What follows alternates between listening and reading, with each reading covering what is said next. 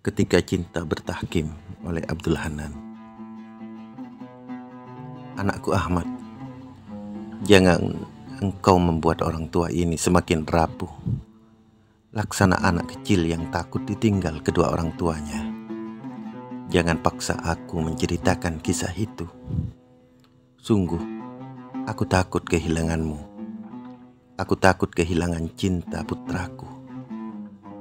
Aku persilahkan semua yang aku miliki, bahkan nyawaku, tapi tidak dengan Cinta putraku.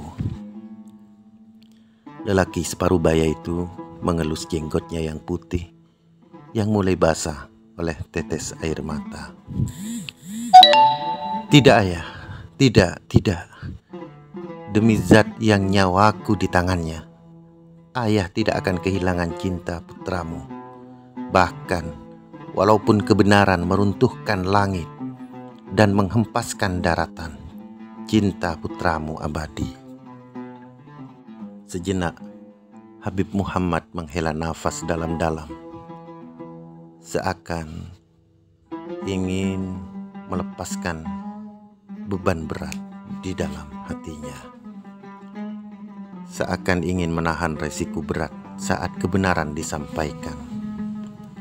Penolakan Kiai Hamid atas pinangan Habib Muhammad untuk putranya nampaknya akan membuka lampiran-lampiran masa lalunya yang selama ini ditutup rapat-rapat karena kecintaan dan sayang terhadap putranya Ahmad.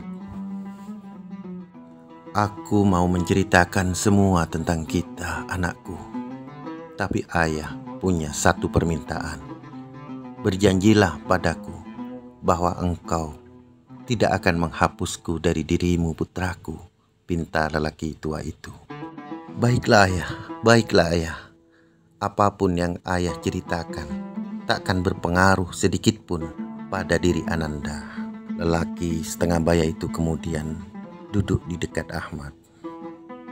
Lalu, dulu anakku, aku mempunyai teman yang melebihi saudara. Namanya Kiai Dahlan.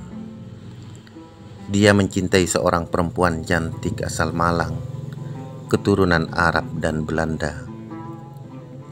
Ayahnya adalah Habib Syahab dan ibunya adalah seorang noni Belanda, Katarina namanya, yang telah masuk Islam.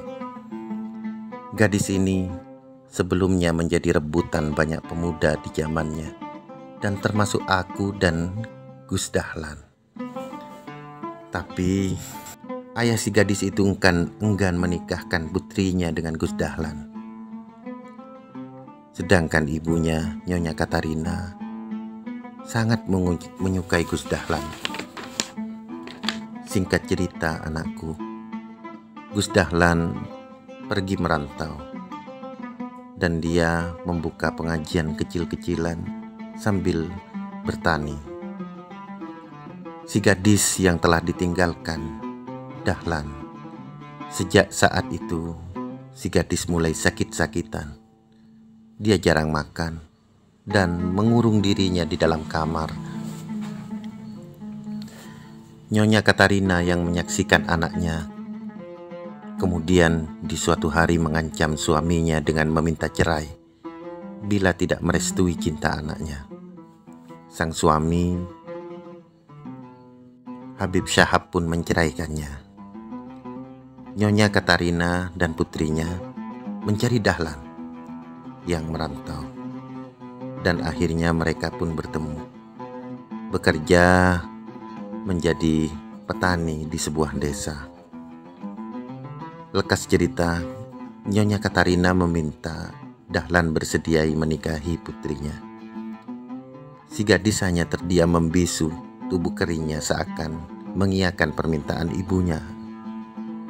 Dahlan menghela nafas dalam-dalam dengan nada berat, seakan belum bisa melupakan penolakan ayah si gadis. Namun hatinya luluh saat melihat gadis di depannya berkaca-kaca berlinang air mata. Mereka bertiga kemudian datang ke seorang mufti di sudut desa. si Mufti menanyakan, di manakah si wali? Nyonya Katarina menceritakan kisah, mula semuanya dari awal, seakan tak ada satupun kisah terlewatkan. Adol, Adol. Seketika si Mufti suaranya menghentak suasana hening. Kalau begitu mari kita nikahkan hari ini juga. Adol adalah menggugur hak kewalian. Dan kafaah bukanlah hak wali saja, tapi juga hak si calon mempelai. Karena dialah yang akan menjalani kehidupan. Kalau Ananda siap menerima, maka tidak ada alasan. Ananda berdua saya nikahkan. Habib Muhammad matanya berkaca-kaca. Dia kemudian menuju pojok ruangan, meneguk kopi yang sedari pagi dirokok dan menghisapnya dalam-dalam, seakan ingin menelan semua kisah-kisahnya. Ahmad, laksana patung, terdiam menunggu setia lelaki tua itu melanjutkan ceritanya. Ibunya dari balik tembok tampak menahan keras sesenggukan. Matanya sembab mendengar suaminya menceritakan kisahnya pada putranya, pada putra tersayangnya. Dengan menghela napas panjang, Habib Muhammad melanjutkan ceritanya. Lalu Dahlan pun menikahinya. Hari itu hari Rabu di siang hari, sekira jam 1. Ada halilintar menyambar halaman, membuat semua orang terhentak kecuali Dahlan dengan lancar melafalkan qabil tunika haha. Selang 4 bulan anakku, dari pernikahan itu si gadis hamil. Kebahagiaan meliputi keluarga kecil itu. Aku pun saat itu telah menjadi pengusaha yang cukup sukses. Aku bersilaturahim kepada Dahlan. Aku tawarkan Dahlan ikut bekerja dengan segera punya anak. Pekerjaannya tidaklah cukup dengan bertani di sebuah desa gersang. Mulailah dia bekerja dengan aku. Sesekali juga mengajar ngaji. Dan aku hadiahkan rumah untuknya. Aku tahu di dalam hati kecilku sejatinya hadiah itu adalah untuk orang yang kucintai dan kukagumi. Dan juga hadiah untuk calon anaknya. Anakku, dalam setiap kisah cinta tidaklah harus memiliki. Aku bisa bahagia saat dia bahagia. Dan sampailah suatu hari Dahlan dan istrinya kecelakaan.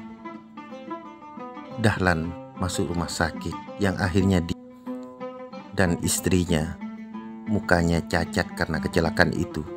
Kaki dan tangannya harus diamputasi. Kecantikannya sirna, kecantikannya yang mempesona sekarang sudah tiada. Sebelum meninggal, Dahlan berpesan padaku, maukah engkau menikahinya? Setelah iddahnya selesai, aku tidak yakin dengan cacat tubuhnya dan rusaknya wajahnya yang cantik akan ada yang mau menikahinya setelahku kelak. Sedangkan ia adalah perempuan yang lemah, yang tidak terlatih hidup mandiri karena dimanja sejak kecilnya. Saat itu si gadis tengah mengandung bayinya 7 bulan. Dan tahukah engkau putraku, gadis itu adalah ibumu, satu-satunya istriku sampai hari ini. Dan bayi itu adalah kamu anakku.